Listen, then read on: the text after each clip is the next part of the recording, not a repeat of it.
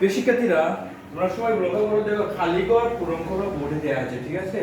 তো এই বক্সে খালি ঘর বিয়োগ এটা, মানে এই সংখ্যা থেকে এত বিয়োগ করলে আমরা এত হবে, ঠিক আছে? যদি এরকম কোনো অঙ্ক থাকে তাহলে এটা কি আছে, এটার সাথে এটা কি হিসেবে আছে, বিয়োগ হিসেবে আছে।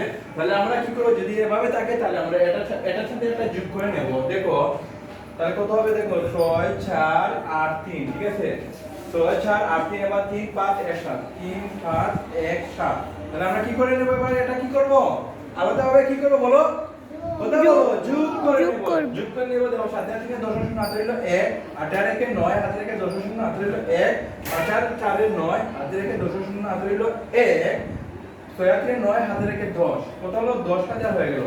তাহলে এবার দেখো তো 10,000, ঠিক আছে? 10,000 থেকে 6,483 বিয়োগ করলে কত থাকবে, 3,517 থাকবে। বুঝতে পারছো?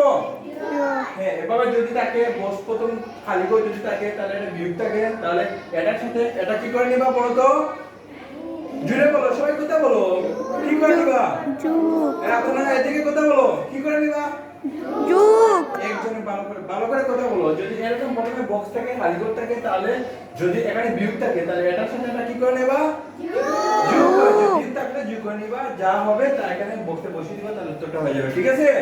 যোগ। ধন্যবাদ।